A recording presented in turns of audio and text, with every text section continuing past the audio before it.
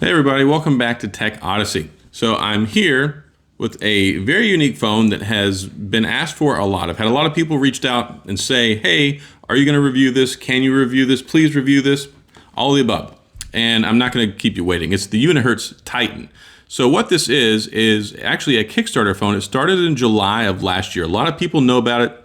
I've known about it for a while. Lou on Unbox Therapy, he kind of made this famous last year when he took a look at it early on. I've been trying to get my hands on one for a long time. I ended up having to break down and buy one. So this was bought with my own money. It's not sponsored. And generally, you know, y'all guys, if you watch my videos, know I'm a big BlackBerry fan. So yeah, it really interested me because it looks kind of like the Passport. And you know, forget the box here. Here's the Unihertz Titan. It's really cool. It's running Android 9. It's got a touch-sensitive keyboard, just like the Passport does. It's got a 6,000 milliamp battery, all the bells and whistles, and we're going to get into that in just a second. I don't want to throw everything out there in the beginning of the video, but I do want to say, if this is your first time stopping by the channel, I appreciate you being here. Please, if you enjoyed the video, hit the like and the subscribe button. Hope to have you back for more videos. And yeah, so let's go ahead and dive in and take a look at this and see what the Unihertz Titan is all about in this unboxing and first impressions video.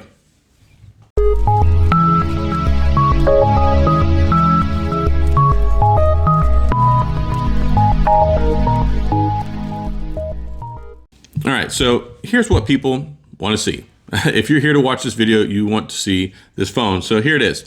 It costs $339. You can pick it up on their website. It's kind of weird the way that you order it. I mean, you order it and buy it just like any other phone, but apparently they kind of put them out in batches. So I guess they don't just have a bunch of inventory sitting on shelves. Thankfully, I got mine about 6 days after I ordered it. I was really concerned because I didn't get a tracking or a shipping confirmation.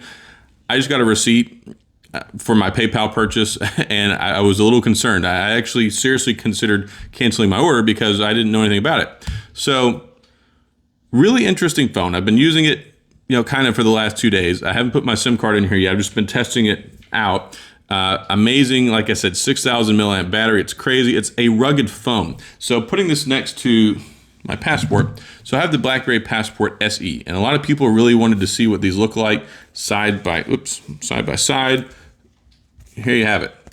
So even though they both have 4.5 inch square screens with the 1440 by 1440 resolution, you can see there's some significant differences here.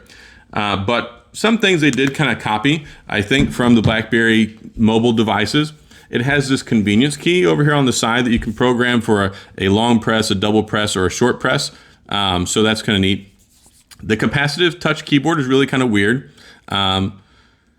Yeah, it's disabled by default. And you can actually go into the quick settings, flip the page over on the second one, and it's there. You can enable it, but I didn't even realize it was touch sensitive until after I ordered the thing. I was like, well, that's kind of weird. But either way, you have all these buttons here. So you have like the shift button, the alt button. You can actually program in the software to flip which side that you want them on. It's kind of weird taking a close-up look here. Normally on a BlackBerry, a lot of the symbols, I mean, they're all over the keyboard, but a lot of the common ones around the edges are on this side and the numbers are on the left side. They flipped it here. And on a BlackBerry, the alt button's usually down here. You get the picture. Or either way. Yeah, they changed it around a little bit. so many keyboards.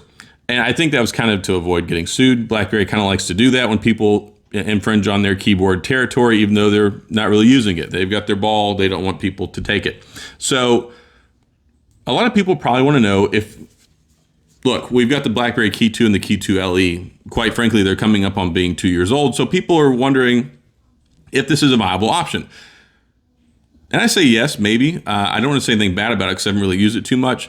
But if you're switching over from a BlackBerry, a lot of people really do care about security. Being that this is a Unihertz and not a BlackBerry, I would have significant concerns about software and security, how secure the software really is. I don't know anything a whole lot about it, but that is a concern of mine as a BlackBerry user. I don't know if it's going to get Android 10 or beyond. It's on Android 9 right now, which it was when they talked about it in July of last year when they announced it. So the keyboard is a little bit different. It's very interesting. It has a little bit longer key press on it, but it is sealed up. It's IP67 dust and water resistant. So you can actually throw this in the water up to 1.5 meters for, I think 1.5 meters, 1 meter for 30 minutes, and it'll still be okay. which is amazing. I think it has like a 16 megapixel camera on the front, sorry, on the back, and an 8 megapixel on the front. I did take 1 or 2 pictures. I'm not going to share them in here. They really weren't that crazy good looking, but in the full review, I'm going to go out and take a look at these things. 6 gigabytes of RAM. It's got the MediaTek Helio P60 processor in it. So yeah, it's got some things going for it that are unique, especially for $339. And I think it will even work with Verizon. Somebody was telling me it would. It's advertised on their webpage. It shows a little Verizon SIM card in there. But from what I'm told, you have to have that SIM card activated before you put it in here for it to work. But if it's already an active working SIM, it should work.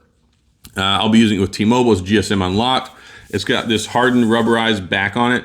Apparently you can like drop kick this thing, throw it, do whatever with it. I mean, it's a rugged phone. Like if you take a look at like the Panasonic Toughbooks, if you made a phone like that, then that's what you get here. Like I said, running Android 9.0, it's got the home button / fingerprint sensor here, which works pretty well. Do a little test there, and it pops up no problem. But what you also get is it's also the home button. So it's a little weird. You do have to push on these buttons a little bit harder than you do with like the Passport or a typical keyboard BlackBerry. So the key press is a little bit more firm. I've heard that it loosens up over time as you get used to using it. Also, you're going to build some strength in your thumbs. You're going to be a little slow and clunky and might get some thumb fatigue after a little while of pressing the buttons on this. But the biggest curve for me so far has just been not having the Alt and the Shift button over on the left side and the way that they move things around. So I'll be typing and then I'll get, kind of hung up there. But when you're typing, it still pulls up with the little symbols there, so you can press those, some of the commonly used ones. Overall, it seems to be an okay experience so far. It seems like it's definitely worth $339.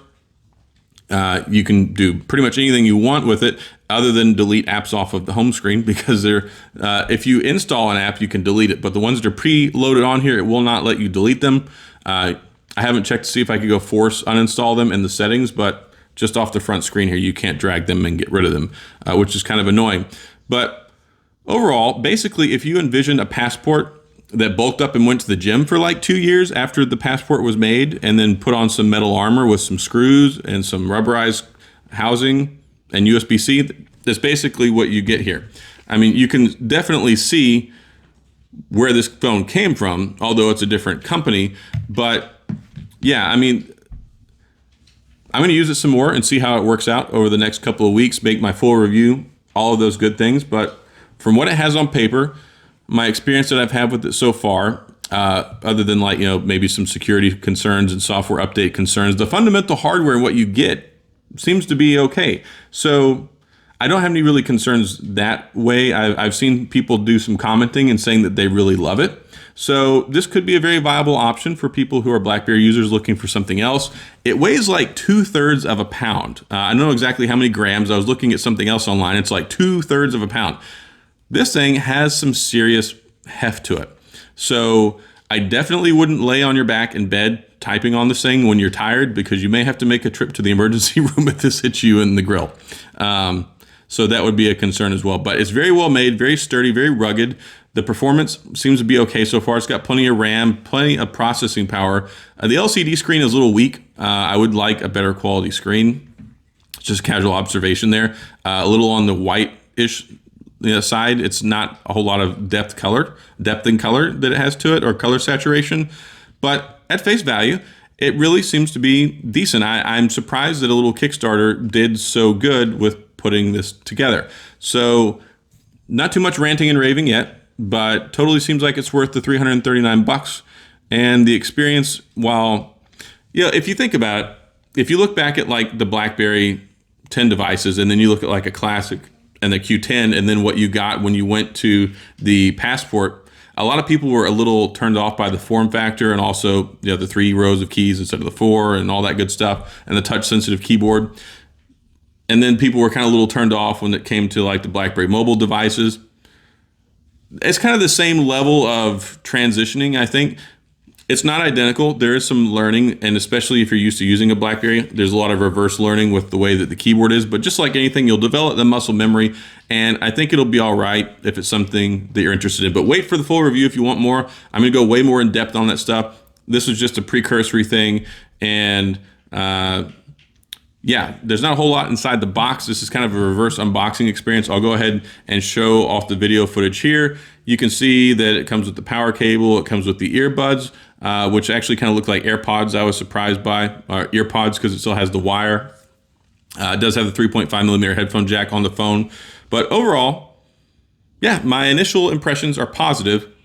And we'll see where we go from there. And feel free to please sound off in the comment section if you're concerned about things. As I'm doing the reviewing process, I'll look at some of that stuff so I can kind of address it, because I know that people are very interested in. Oh, and it does have the LED notifications as well, and you can even change the color for a few things. So very interesting, very unique, and totally, here we are with the Unihertz Titan. So that's all I've got. If you got any questions or comments, please feel free to leave them down in the comments section. I'll get back with you. As always, thanks for watching. I appreciate you being here, and I'll see you guys next time.